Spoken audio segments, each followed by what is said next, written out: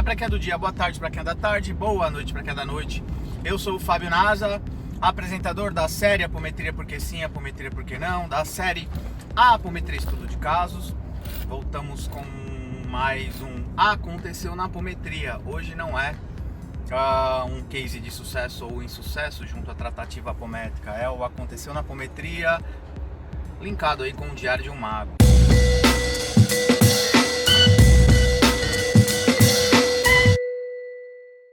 Vamos fazer uma breve parecer aí do trabalho de ontem no Núcleo Vida Plena.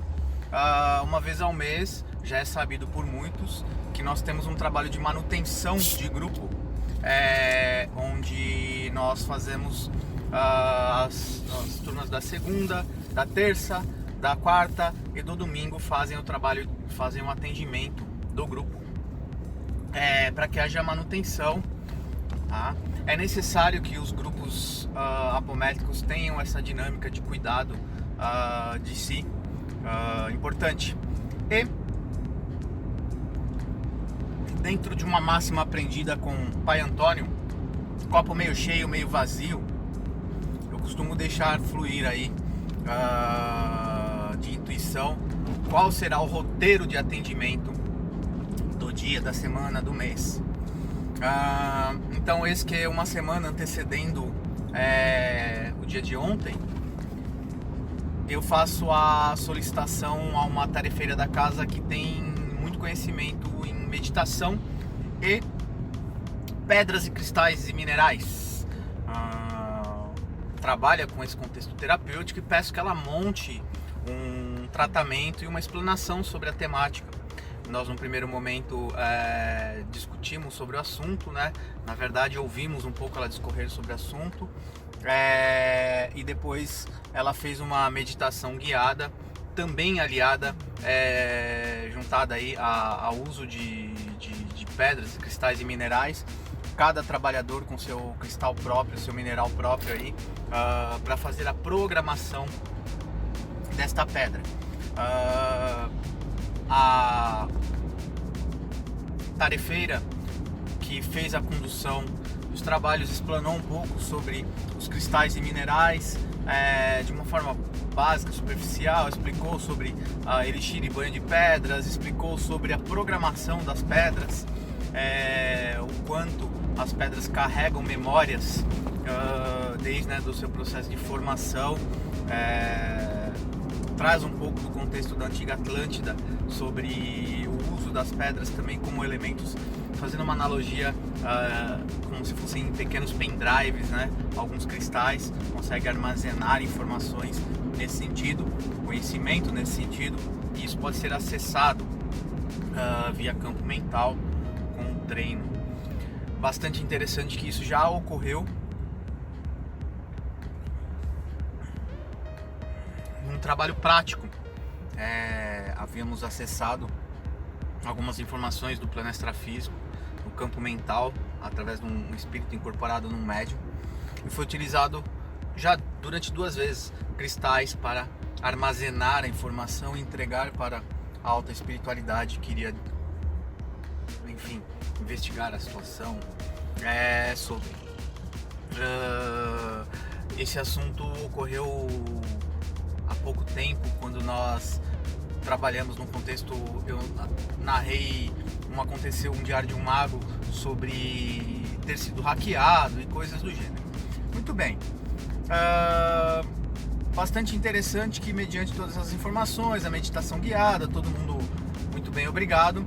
Abrimos espaço então para a pedido da espiritualidade, seu meia-noite vem dar algumas instrumentalizações, algumas instruções sobre, e ele informa, até para caráter de aprendizado, primeiro que ele seria breve na sua colocação, mas que ele estaria lá falando sobre a temática cristais e minerais, mas não sendo a especialidade dele. Ele estaria utilizando outro espírito, tá? Um processo da incorporação na incorporação, tá?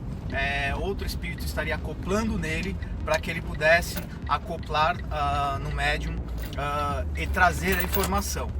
como se ele fosse uma interface, já visto que o médium não tinha compatibilidade energética com esse espírito, até por ele ser de uma vibração um pouco mais acessível, e que ele teria uma compatibilidade, inclusive de linguajar, mais acessível ao campo mental do medianeiro. Então eis que há um processo de incorporação na incorporação, ou uma incorporação do seu meia-noite que incorpora no médium para trazer as informações. E eis então que ele discorre um pouco sobre o reino mineral, primeiramente falando sobre realmente reforçando a informação que a trainer trouxe, a condutora do tratamento trouxe sobre o contexto das memórias. E ele discorre que então que quando há a formação dos orbes, superconsciências projetam o seu campo mental e começam então a direcionar e aglutinar as energias primordiais, rebaixando o nível vibratório dela e direcionando para que elas se ordenem e se encadeiem em subpartículas, partículas, átomos, moléculas e até chegarmos ao nível material de matéria, pedras, cristais, minerais e assim por diante, tendo a conformação física dos orbes. E aí então ele fala num princípio hermético do que acontece no macro, acontece no micro, também ocorre nesse processo. Daí então a propriedade das pedras, minerais, cristais e minerais terem a possibilidade de memorizar, porque se elas já recebem do campo mental de uma superconsciência construtora, tá? E ordenadora, materializar um orbe, a partir disso há o princípio de memorização de um elemento cristal mineral para nós. Depois ele discorre um pouco sobre os reinos ou as cadeias paralelas que existem, de uma forma simplista, os elementais e elementares que regem o reino cristal e mineral e que também circundam esse universo, ou esses universos paralelos, e também se atrelam ao nosso campo mental. A partir do momento que nós programamos uma pedra para esse contexto, nós direcionamos um foco de energia que também vai direcionar seres dessas cadeias cristais e minerais, chamados então de elementais e elementares, de uma forma bastante reducionista, até porque ele não tinha tempo o suficiente para discorrer sobre, e ele narra que nós não teríamos a bagagem mental e orientou que nós estudemos também sobre os assuntos. Ele foi dando chaves de acesso de estudo para dar uma direcionada na possibilidade de estudo. Não adianta ele trazer um assunto na sua complexidade se a gente não tem uma base de entendimento. Aí ele fala do processo de responsabilidade do medianeiro, que quando ele toma consciência desses fatos, ele começa a desenvolver educação emocional, educação mental, que foi uma das temáticas sobre a meditação, que é ter domínio sobre a mente, e não a mente ter domínio sobre o homem, sim o homem ter domínio sobre a mente, estar mais no presente. Ele discorre num terceiro assunto também. Ele fala da melhora de qualidade energética que se desprende ao meio, ao universo, ao meio material e imaterial, repercutindo assim nessas cadeias paralelas, fazendo com que também esses seres evoluam ou se alimentem de energias mais eficientes, mais salutares e assim por diante.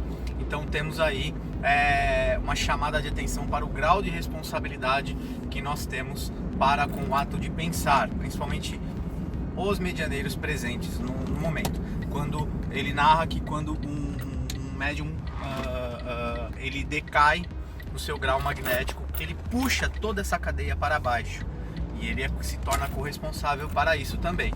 Quando ele ascensiona, ele acelera ou ele também leva por um contexto magnético essa cadeia que estiver atrelada a ele.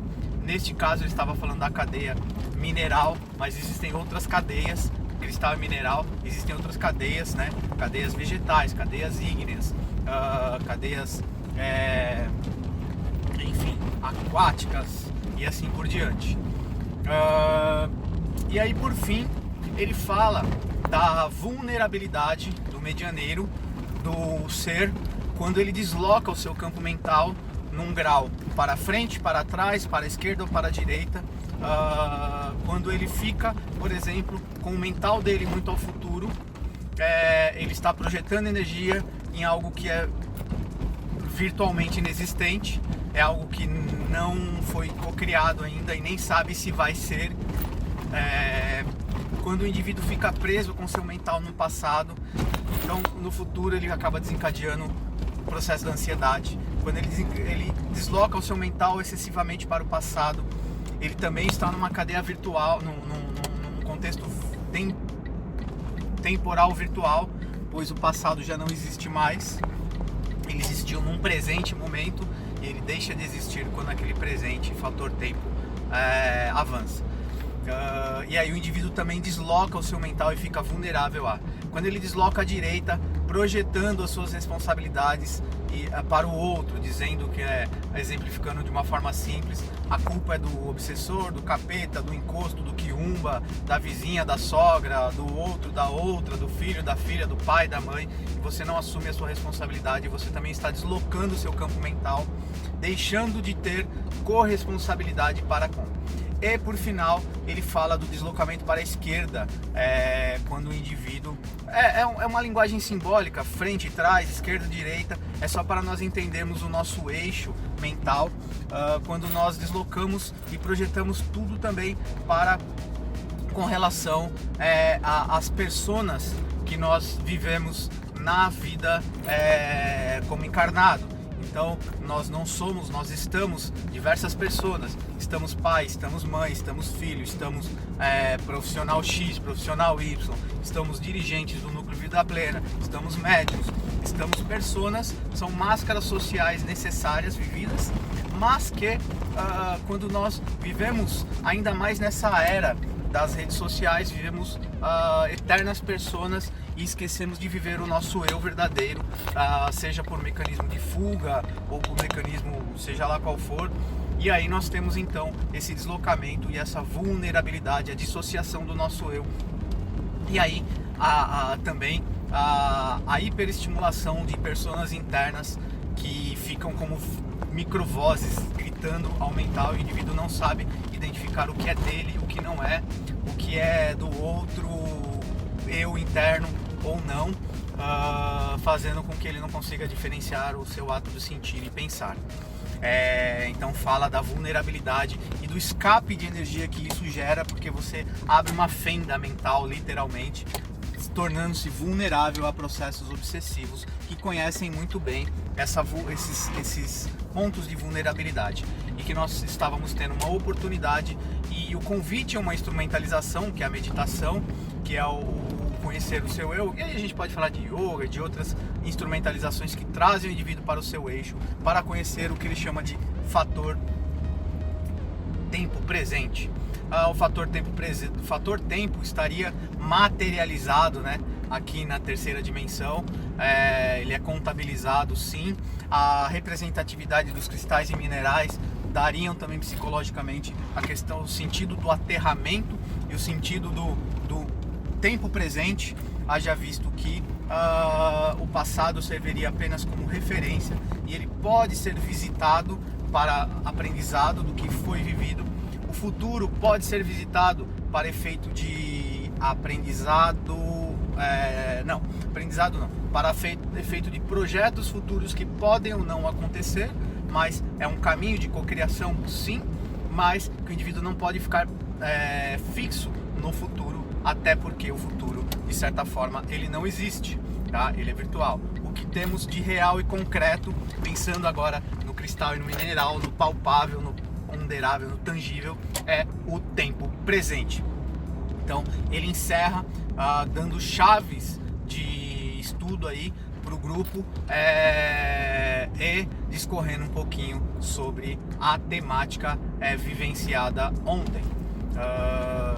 Durante o processo em desdobramento, outras informações foram passadas que serão provavelmente assentadas no campo mental para serem transmitidas mais adiante.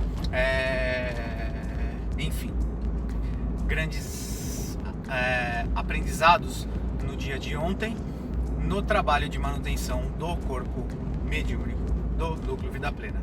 Gratidão a todos. Acessem meu site www.fabionasa.com.br. Outros cases de sucesso ou insucesso, junto à tratativa apométrica, Diário de um Mago. Em breve novidades. Beijo a todos.